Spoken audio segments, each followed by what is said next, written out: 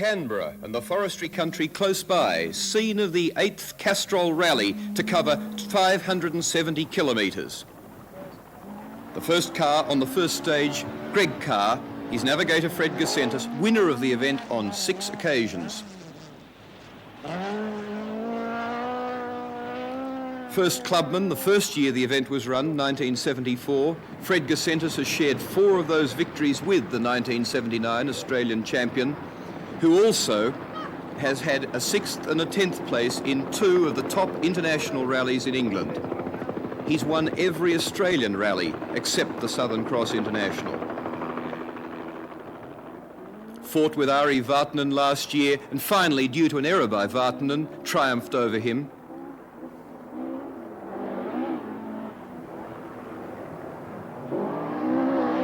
The reigning Australian champion, George Fury, his navigator, Monty Suffin, a Works Datsun Stanza Triple S. Also the Australian champion in 1978.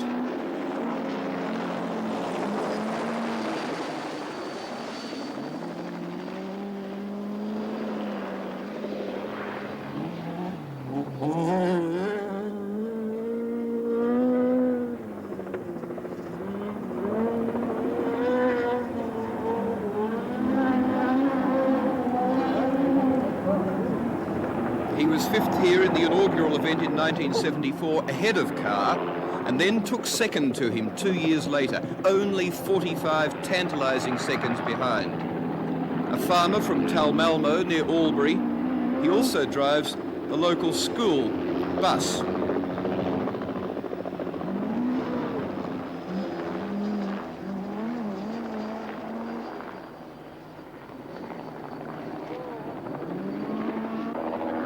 Talented up-and-coming driver in Australian rallying, Hugh Bell. New navigator for this event, or for one event before it, Steve Ellis, twice winner of the Begonia Rally, which this year was Ellis's first outing with Bell. Took 4th last year in the Castrol International and also was the Victorian Clubman champion that year. Fury's new single overhead cam Datsun is 40 horsepower down to the BDA Escort of Greg Carr's, and Bell is another 40 horsepower down to George Fury.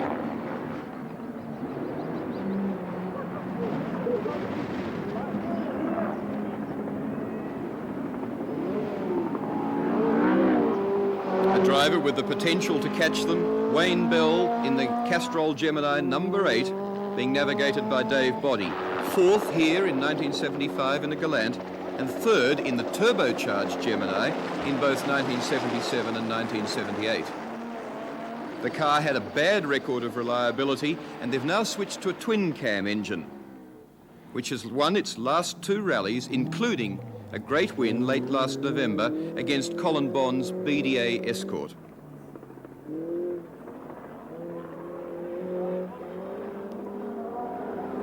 A similar engine and Gemini to the car that's now being raced by Bob Morris.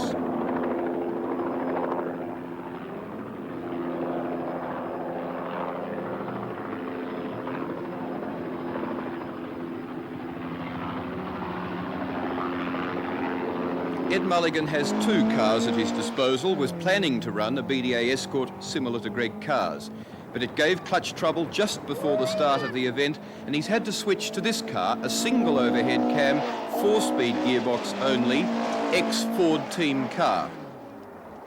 He was 4th in the event in 1979 in a Datsun 1600, and his navigator, Jeff Jones, joined the Repco trial last year on only a day's notice.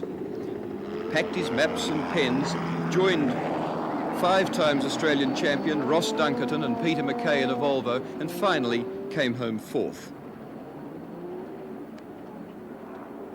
Mulligan awfully disappointed to give away a lot of performance just before the start of the event.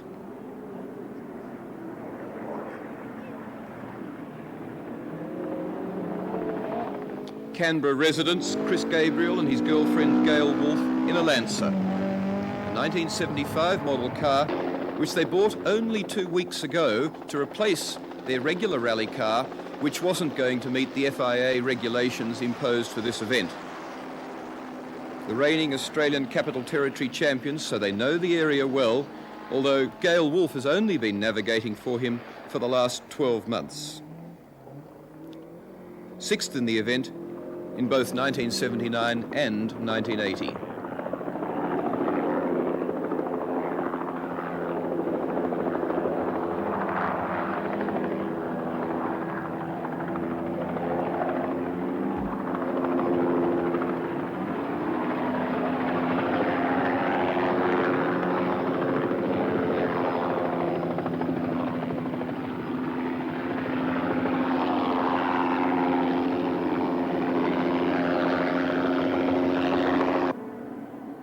The young, slightly built Canberra public servant, Greg Carr, finishing the first special stage, Bluets.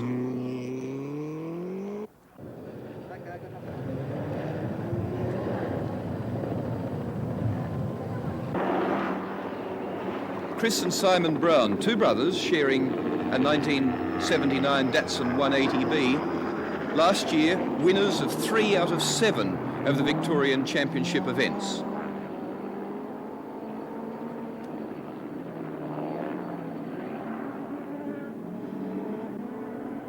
George Fury in car 2 finishing Bluets, in which he took 6 minutes 53 seconds, just 2 seconds longer than Greg Carr, who averaged 88.5 kilometres an hour. An unusual car from New Zealand, the only New Zealand entry to make the event because of air problems. Baron Robertson, a local navigator, Graham Pigram, in a Chevrolet Chevette with a 2.4 litre engine, which makes it one of the biggest engined cars in the event. Here's Bob Vincent talking to George Fury. Well, George, the first competitive stage away for 1981, and how'd you find it? You always feel better after the first stage is done. It's a bit nerve-wracking to start, so you soon get into the swing of things, you know. The car settled down all right? Yeah, I think so. I think because you're a bit nervous before the start, you know, the first stage always tends to be you drive a bit rougher, but I hope you'll settle into it shortly. How do you feel being about 40 horsepower down on the BDA? 40 horsepower down. But I think the nature of the event, that it's been a bit practiced and that, will equalise things a bit. I hope so anyway. Peter Phillips and Peter Garbutt crewing car 17, a privateer in a Datsun 1600 with an engine taken out to 1.9 litres. The model, the most popular car in the event, with 12 of the Datsun 1600 entered. The Castrol Australia Rally this year being observed by 2 stewards from the FIA in Europe to judge its suitability for a round of the World Rally Championship next year.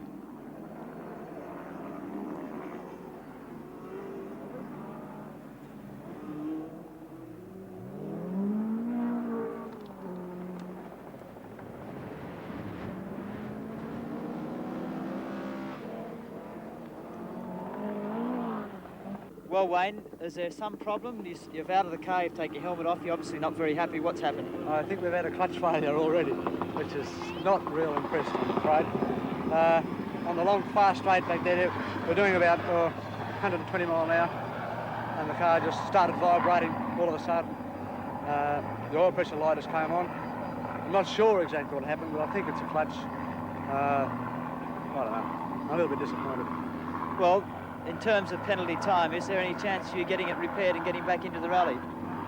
None at all, not at this stage. If it is a clutch, it's a fairly major job to do this, and with the late time allowed, that, no, I don't think so. The Castrol doesn't seem to be your event, does it?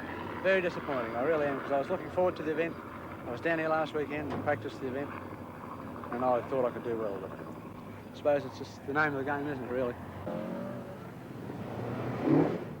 From Mount Stromlo south to Tuggeranong, and to an innovation for the first time last year in the Castrol, bitumen special stages being run on new housing estates in the area. First car out, Greg Carr, Fred Gacentis, using for the first time the European pace note system. Every corner of the event noted in surveys, and Gacentis now advises Carr what gear and what sort of speed is suitable for every corner and hazard in the event. This the second of 4 bitumen stages that make up a total of 38 kilometres of bitumen in the rally.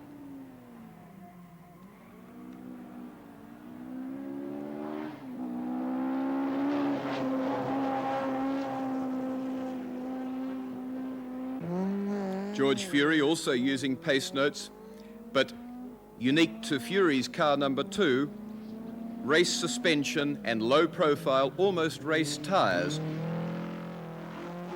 which on this section has the car sitting down so low and flat to the road.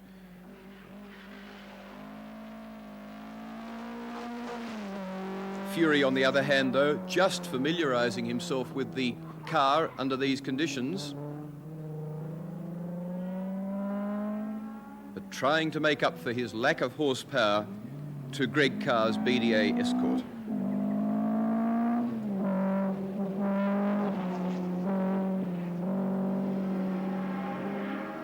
The high-set car of Greg Carr's, lifting wheels, lot of body roll, but the former Australian champion in flying form.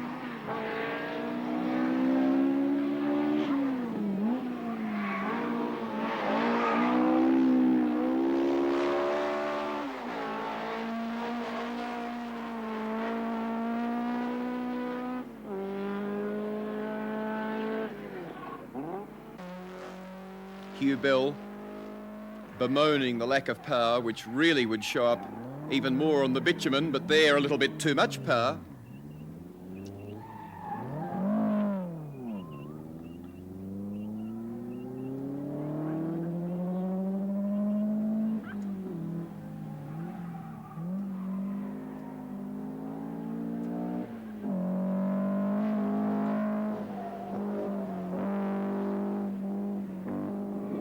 George Fury again coming in to complete the stage. The scoring system in the Castrol International, different to a lot of events in Australia, where rather than a set time for the stage, which if you better it, you get no advantage and you only are penalised if you go over it, in this event the winner will be the one that takes the shortest time for the course.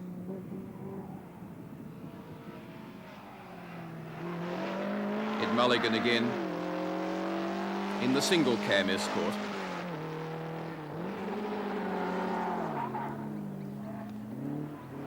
He's done quite a lot of rally cross driving that helps him with the bitumen stages.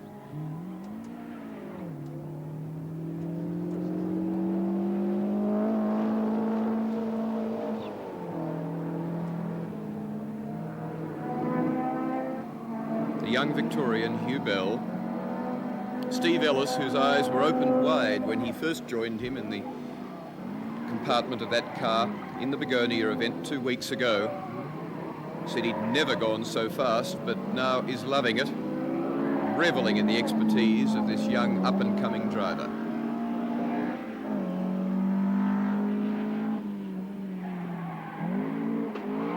Albeit slight errors like that.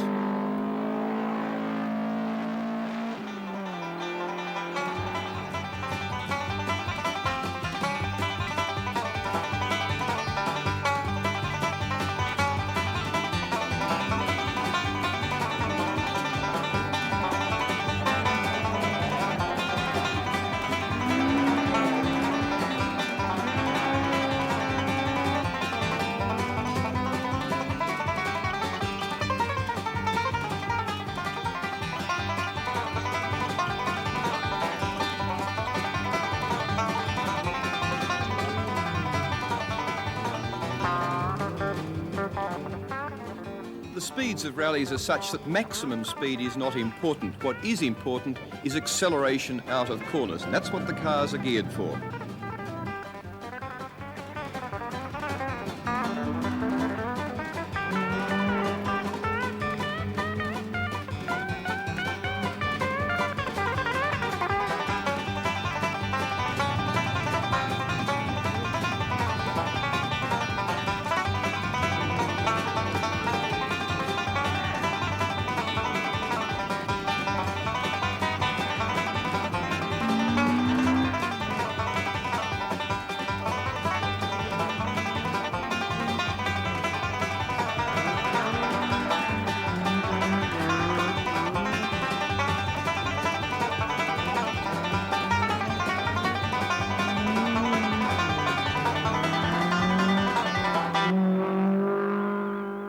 Northeast now from Tuggeranong to Pierce's and Uriara forests, where after a service break, Fury has a bare 4 seconds lead over Greg Carr.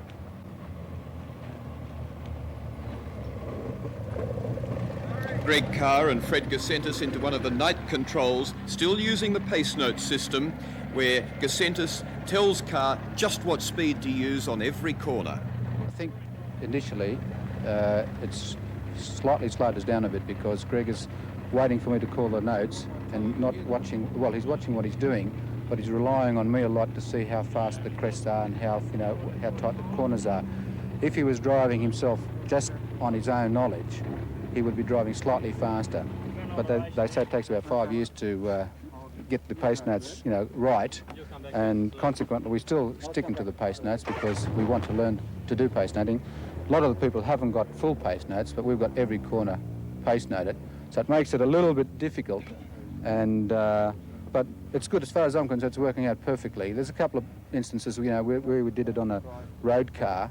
You sort of a corner might be a medium left, but when you're doing 100 mile an hour, a medium left becomes a fairly sharp left. Right. So we knew that, but we just didn't know quite exactly how sharp the corner would be. And the only way of getting it perfect is to do it, full practice in a full rally car, and then you can absolutely, get the pace notes perfectly correct.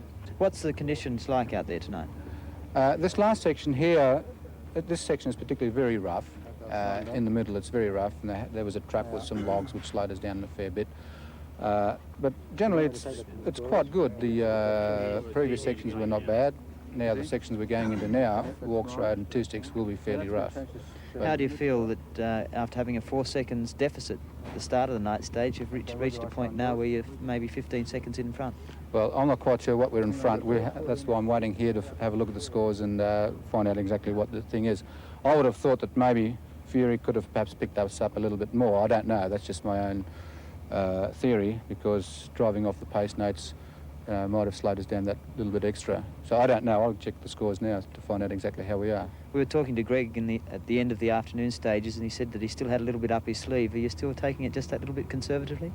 At the moment we are taking conservatively. I think if we have to later on, we'll go a little bit faster. Greg's not driving 10 tenths at the moment. I think he's driving about 8.5 tenths at the moment. So if we have to go harder later on, well, we know that we have to make up.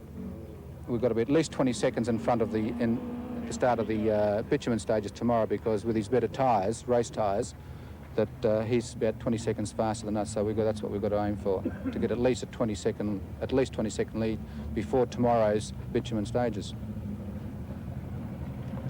After leading briefly, George Fury and Monty Sufford have now fallen to second place, tantalisingly not helped by dust hanging over the course at night, which forced organisers to lengthen the gap between cars from 2 minutes to 3 minutes.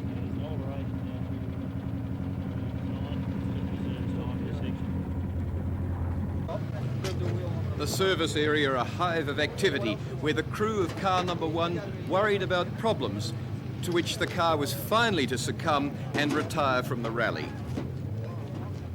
We could put a box in it, and we could put a clutch in it, but we don't want to lose first place on the road. No. All right, okay. It would take us an hour to do a clutch. Right, well, we won't do it. It would take us about 15 minutes to do a gearbox. It's up to you. You're the mechanic. Am I? I'm a boat builder. I'm not a mechanic. So anyway, After 144 kilometres of night stages, Sunday morning sees the start of section 28 with 84 kilometres to go. George Fury now in the lead. His average to here, taking 3 hours 17 minutes for 233 kilometres, 77.8 kilometres an hour.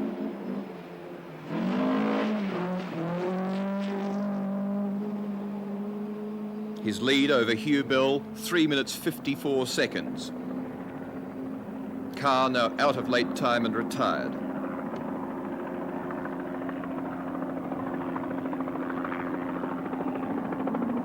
Hugh Bill starting the 8.95 kilometre Mount Hardy special stage.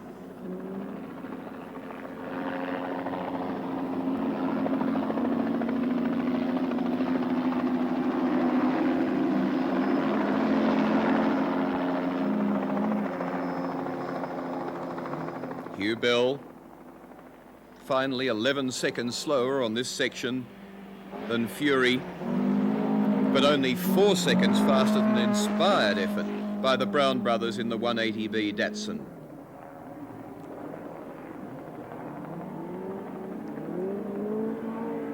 During the night, quite some drama in car number 6 because the navigator Steve Ellis moved the microphone that they use for communication between driver and navigator away from Bell's mouth. And it so upset him that in the next 2 kilometres they had 3 major dramas, including an off and a spin.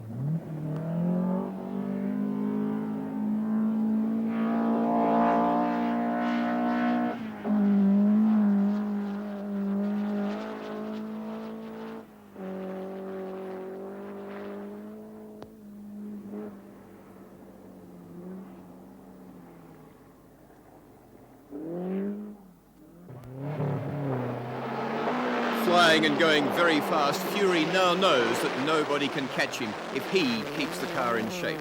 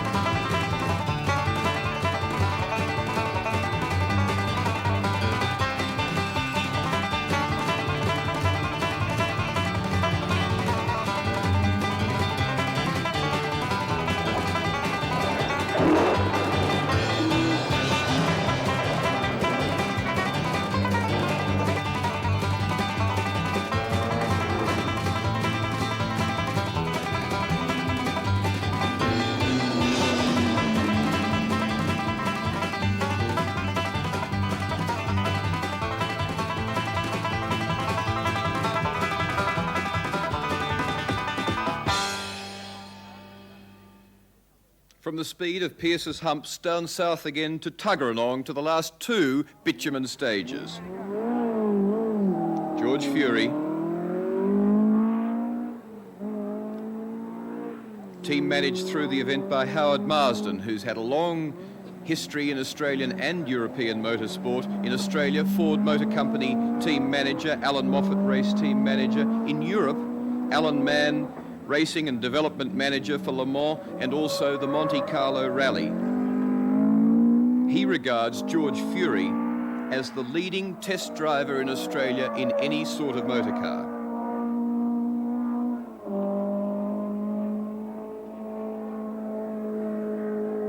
Fury's Datsun here, running on the rally suspension now. So confident is he of victory, not the crew not going to the trouble of setting it up into race-type tune as they did in the first of the 4 bitumen special stages.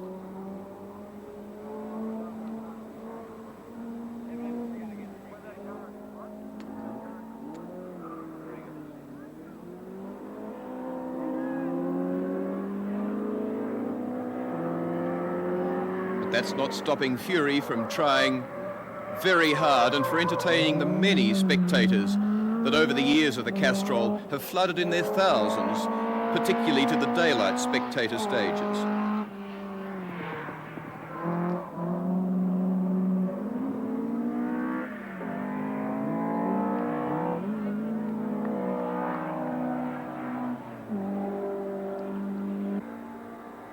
Hugh Bell, car 6, has no such option available to him. Rally tune all the way and often cast-off tyres from the Datsun Rally team, to whom he's presently lying second.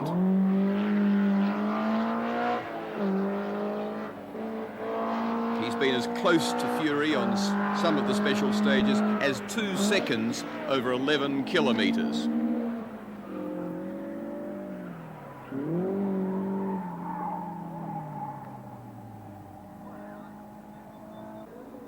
the last special stage is Fadden. The rally leader, George Fury, Monty Suffin.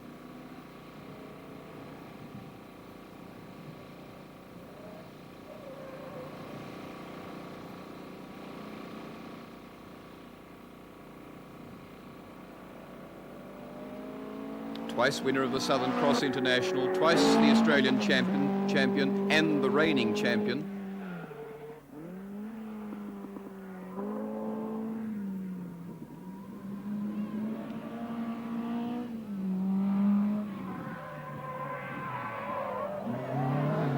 But errors like that cost Fury time on this last section, so he finishes 14 seconds behind Bill, but whom he beats by 6 minutes.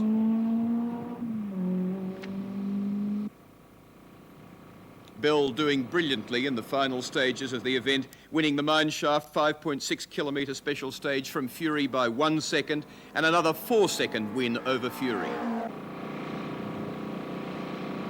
But the jubilant leader showing his jubilation there on the road, George Fury, his navigator Fred Gacentis, managed brilliantly in the event by team manager Howard Marsden. Chris Gabriel, Gail Wolfe finishing third in car number 10, but there, an error by Gail Wolfe sending them very briefly down the wrong road.